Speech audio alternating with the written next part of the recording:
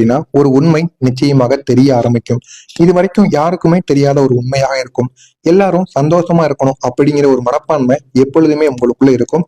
அப்படி நினைத்து வாழ்ந்து கொண்டிருக்கக்கூடிய ஒரு மனிதர்களாகத்தான் இது வரைக்கும் நீங்க இருந்து கொண்டும் இருப்பீங்க. ஆனா அந்த எல்லாருமே ஒரு நாள் உங்களை பாதியில விட்டு விலகி செல்லக்கூடிய ஒரு மனிதர்களாக நிச்சயமாக இருந்திருப்பாங்க. ஆனா நீங்களே நினைச்சு பார்த்திருக்க மாட்டீங்க. என்னடா இந்த மாதிரி சில அனுபவங்கள் எல்லாம் நம்முடைய வாழ்க்கையில நடக்கு. நம்ம எல்லாரும் வேணும் தானே நம்ம எல்லாமே பண்ணணும், பண்ணியும் கொடுத்தோம். இருந்தாலும் ஏன் நம்முடைய வாழ்க்கையை மட்டும் எல்லாருமே கேள்விக்குறியாக மாத்து கொண்டு இருக்காங்க? ஏன் நமக்கு மட்டும் இந்த மாதிரி அனுபவங்கள் கிடைக்கி அப்படிங்கிற மாதிரியான ஒரு எண்ணங்கள் உங்களுக்குள்ள நிச்சயமாக தோன்றி கொண்டே இருக்குங்க. இதுதாங்க உங்களை இன்னமும் காயப்படுத்தி கொண்டே இருக்கும். நீங்க மத்தவங்க வாழ்க்கையை நினைச்சு வாழக்கூடிய ஒரு மனிதர்களாவே இருப்பீங்க. ஆனா மத்தவங்க உங்களுடைய வாழ்க்கையை நினைச்சு வாழ மாட்டாங்க. நம்ம நல்லா இருந்தா போதும் அப்படிங்கிற ஒரு எண்ணத்துடன் அவங்க வாழ்ந்து உங்களுடைய வாழ்க்கையில தேவையில்லாத பிரச்சனைகளை நிச்சயமா உருவாக்கி கொண்டே இருப்பாங்க. இதுதான் உங்களுடைய வாழ்க்கையில இது வரைக்கும் நடந்து கொண்டே இருக்கும். நீங்க நம்பியவங்க அவங்களுக்கு தேவையான போது மட்டும் உங்களிடம் இருந்திருப்பாங்க. உங்களுக்கு தேவையில்லை அப்படின்னு அவங்க தெரிந்த உடனே அவங்களுடைய தேவை உங்களிடம் முடிந்துருச்சு அப்படின்னு தெரிஞ்சதும் உங்களுடைய வாழ்க்கையை விட்டு அவங்க விலகி இருப்பாங்க. இந்த மாதிரி அனுபவங்கள் உங்களுடைய வாழ்க்கையில நிச்சயமாக நடந்திருக்கும். அப்படி ஏதாவது ஒரு அனுபவங்கள் நடந்திருந்தா அதை கமாண்ட் வாயிலாக கூறுங்க. தேவையில்லாம தேவையெல்லாம் உங்களுடைய வாழ்க்கையில முடிஞ்சதும் மெதுவாக உங்களுடைய வாழ்க்கையை விட்டு அவங்க விலக ஆரம்பிப்பாங்க. அந்த அனுபவங்கள்ல 3 சம்பவங்கள் உங்களுடைய மனதுல இன்னும் பதிந்து கொண்டே இருக்குங்க. அப்படி உங்களுடைய மனதுல பதிந்து கொண்டு இருக்கக்கூடிய அந்த 3 முக்கியமான சம்பவங்கள் என்ன தெரியுமா? ஒரு நபரோ ஒரு நண்பரோ அவருடைய கஷ்ட காலத்துல நீங்க அவங்க கூட இருந்திருப்பீங்க. ஆனா அவங்க கூட அவங்களுக்கு பணங்கிறது எதுவுமே இருந்திருக்காது. உதவிங்கிறதும் எதுவும் இருந்திருக்காது. அவங்களுக்கு சொல்லி கொடுக்கக்கூடிய உறவுகள் கூட யாரும் இருந்திருக்காது.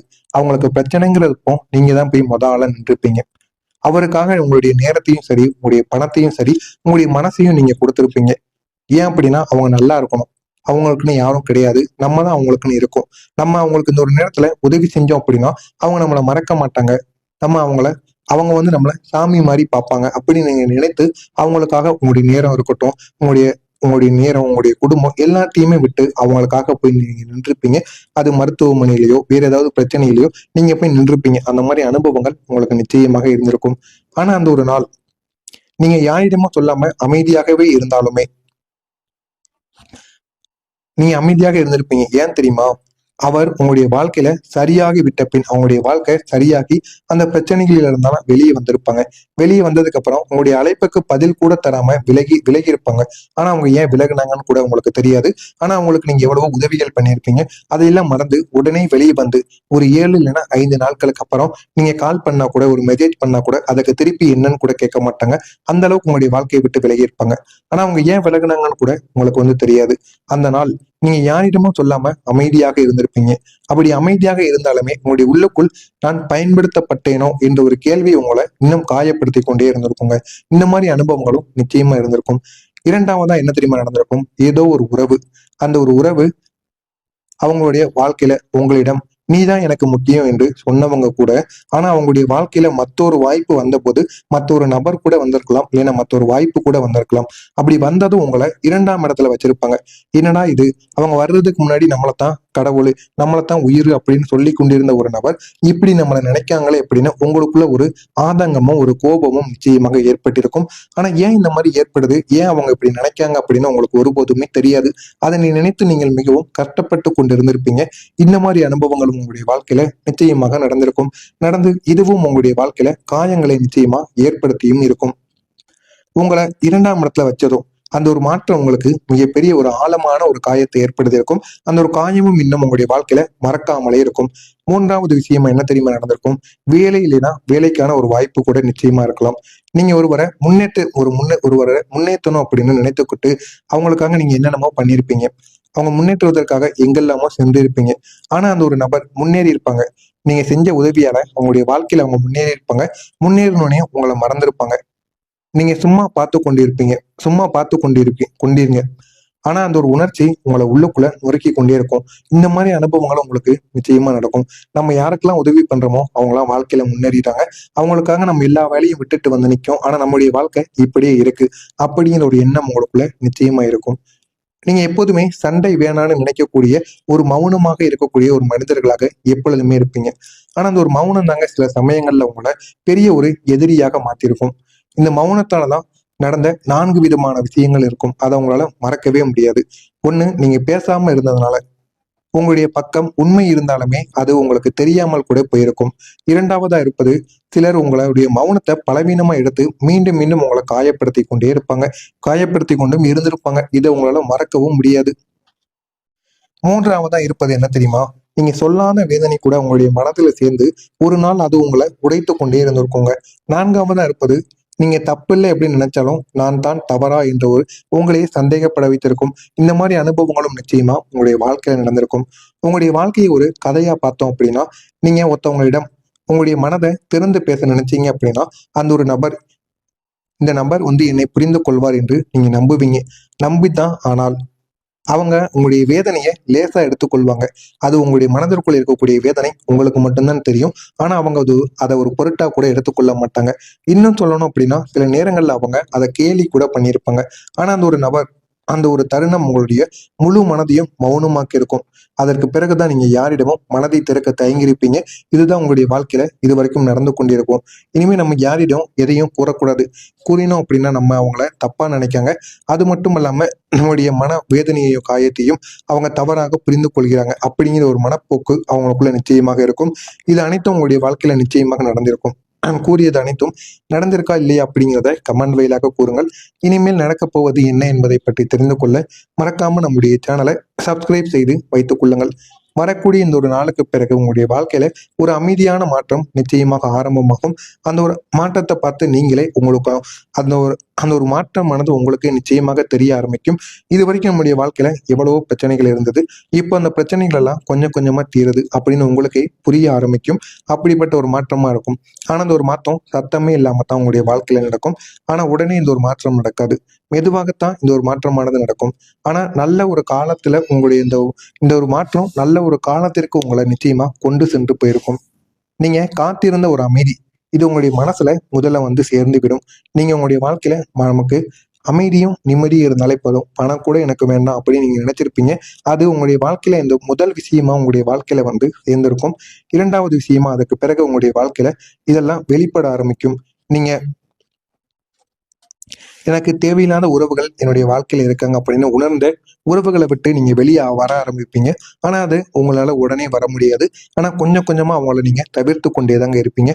அப்படிப்பட்ட ஒரு அனுபவமும் உங்களுடைய வாழ்க்கையில நிச்சயமாக கிடைக்கும். இதனால உங்களுடைய வாழ்க்கையில சுத்தி இருக்கக்கூடிய நபர்களை நீங்க சுத்தம் செஞ்ச ஒரு அனுபவமானது இன்னும் உங்களுக்கு சந்தோஷத்தை நிச்சயமா ஏற்படுத்தியும் கொடுக்கும். நீங்க காத்திருந்த ஒரு உண்மையான ஒரு அன்பை இப்போது உங்களுடைய வாழ்க்கை உங்களுக்கு நுழைய வைக்கும். உங்களுடைய வாழ்க்கைக்குள்ள அது நுழைய வச்சு உங்களுக்கு அது மிகப்பெரிய ஒரு மாற்றத்தை நிச்சயமா ஏற்படுத்தியும் கொடுக்கும். அந்த ஒரு நபரால் உங்களை சோதிக்க மாட்டாங்க. இதுவரைக்கும் உங்களை எத்தனையோ நபர்கள் சோதிச்சிருப்பாங்க, உங்களுடைய நெருக்கமாக இருந்தவங்க. ஆனா இனிமே வரக்கூடிய நபர்கள் உங்களை சோதிக்க மாட்டாங்க. உங்களை புரிந்து கொண்டு நடப்பாங்க. அவங்க உங்களை மாற்ற முயற்சிக்கு செய்வாங்க. இது வரைக்கும் நீங்க ஏதாவது கெட்ட பழக்கத்துக்கு அடிக்ட் ஆகி இருந்தீங்க அப்படின்னா உங்களிருந்து வெளியே கொண்டு வரணும். உங்களுடைய பழைய காயங்கள் எல்லாம் உங்களை மறக்க வைக்கணும் அப்படின்னு அவங்க எவ்வளவோ முயற்சி செய்வாங்க. அந்த அளவுக்கு ஒரு நல்ல ஒரு மனிதராக நிச்சயமாக இருப்பாங்க. உங்களை அப்படியே ஏற்றுக்கொள்வாங்க. உங்களுடைய அன்பு உங்களுக்கு 3 பெரிய மாற்றங்களை நிச்சயமா ஏற்படுத்தி கொடுக்கும். மன அமைதியையும், நம்பிக்கையையும் மற்றும் உங்களுடைய வாழ்க்கையை மீண்டும் நேசிக்கக்கூடிய ஒரு உணர்வையும் உங்களுக்கு நிச்சயமா ஏற்படுத்தி கொடுக்கும். நான் மட்டும் ஏன் எல்லாம் என்ற ஒரு கேள்விக்கு இப்போது உங்களுக்கு பதிலானது நிச்சயமாக கிடைக்கும். நீங்க அனுபவித்த கஷ்டங்கள் அப்படிங்கிறது உங்களை உழைப்பதற்காக நடந்தவையான கஷ்டங்கள் கிடையாதுங்க. உங்களை சரியான ஒரு மனிதர்களை அடையாளம் காண வைப்பதற்காக மட்டும்தாங்க அந்த கஷ்டம் உங்களுடைய வாழ்க்கையில நிச்சயமா நடந்திருக்கும். அந்த ஒரு உண்மையை நீங்க இந்த ஒரு நேரத்துல புரிஞ்சதுக்கு அப்புறம் உங்களுடைய வாழ்க்கை உயர ஆரம்பிச்சிருக்கும். அந்த ஒரு உயர்வை நீங்களும் இந்த ஒரு நேரத்துல உங்களுக்கு புரியவும் செஞ்சிருக்கும். நீங்க எத்தனையோ தியாகங்களை செஞ்சிருப்பீங்க. ஆனா அதற்கான பலன் உங்களுக்கு கிடைக்காம இருந்திருக்கும். ஆனா இந்த ஒரு நேரத்துல இனிமே நீங்க செய்யக்கூடிய தியாகங்களுக்கு நிச்சயமான ஒரு பலனானது உங்களுக்கு தேடி வரும். ஆனா அது ஒரே ஒரு நாள்ல பெரிய ஒரு வெற்றியை உங்களுக்கு தேடி கொடுக்காது. இருந்தாலும் மெதுவான ஒரு மாற்றமாக இருந்தாலும் உங்களுடைய வாழ்க்கையை திரும்பி பார்க்கக்கூடிய ஒரு மாற்றத்தை நிச்சயமா உங்களுக்குள்ள உருவாக்கும். நான் தாங்கியது இது வரைக்கும் வீண் போகல அப்படிங்கிறத நீங்க உணர்ந்து கொள்வீங்க. நீங்க நினைச்ச வாழ்க்கை மெதுவாக உங்களுக்கு உண்மையாக மாறும். நீங்க கண்ணாக பார்த்து மகிழக்கூடிய தருணங்களும் உங்களுக்கு நிச்சயமாக கிடைக்கும். ஒரு அமைதியான ஒரு குடும்பத்தையும், உங்களை மதிக்கக்கூடிய ஒரு உறவுகளையும், நீங்க விரும்பிய ஒரு வாழ்க்கையையும் உங்களுக்கு நிச்சயமாக உங்களுக்கு ஏற்படுத்தியும் கொடுக்கும். நீங்க எப்போதுமே மரியாதை எதிர்பார்க்கக்கூடிய ஒரு நபர்களாக எப்பொழுதுமே இருப்பீங்க. இப்போது அந்த மரியாதையும் உங்களுக்கு நிச்சயமா கிடைக்க ஆரம்பிக்கும். இந்த 3 தருணங்களும் தாங்க உங்களுடைய வாழ்க்கையில மிகப்பெரிய ஒரு வாய்ப்பை ஏற்படுத்தி கொடுக்கும். இந்த 3 தருணங்கள் என்ன தெரியுமா? முதல் தருணமா, உங்களுடைய ஒரு காலத்துல உங்கள புறக்கணிச்சவங்க கூட இப்போது உங்களிடம் மதிப்பிட்டு பேசக்கூடிய ஒரு தருணங்கள் நிச்சயமாக மாறும். அந்த அளவுக்கு உங்களுடைய வாழ்க்கை நிலை உயர்ந்திருக்கும். 2வது தருணமாக, உங்களுடைய குடும்பம் அல்லது நண்பர்கள் உங்களுடைய முடிவுகளை ஏற்றுக்கொள்ளக்கூடிய ஒரு தருணமாக இருக்கும். 3வதா இருப்பது, நீங்க உங்களை நீங்களே மதிக்கக்கூடிய ஒரு தருணமாக இருக்கும். எனவே துலாம் ராசி அன்பர்களே, நீங்க இதுவரைக்கும் எவ்வளவோ நாள் நீங்க தாங்கிய மௌனங்கள் இனிமேல் உங்களுடைய பலமாக மாற ஆரம்பிக்கும். நீங்க இழந்ததை விட இனிமே நீங்க பெறப்போகின்ற வாழ்க்கை மிகவும் அழகானதாக மாறுங்க. இனிமே உங்களுடைய வாழ்க்கை எப்படிங்கிறது அமைதியாலும் உண்மையாலும் மரியாதையாலும் வளரக்கூடிய ஒரு வாழ்க்கையாக இருக்கும். இதெல்லாம் இந்த ஒரு நாளுக்கு பிறகு நடக்கிறதா இல்லையா அப்படிங்கிறத நீங்க பார்த்து தெரிந்து கொள்ளுங்கள். உங்களுக்கு ஏதேனும் சந்தேகங்கள், உங்களுடைய குடும்பத்தை பத்தி ஏதேனும் கேள்விகள் இருந்தாலும் கமெண்ட் வழியாக கேளுங்கள். அதற்கும் நான் உங்களுக்கு பதிலளிக்கிறேன். மறக்காம நம்முடைய சேனலுக்கு மட்டும் நீங்க புதிய பார்வையாளராக இருப்பேன். மறக்காம நம்முடைய சேனலை மட்டும் சப்ஸ்கிரைப் செய்து வைத்துக் கொள்ளுங்கள்.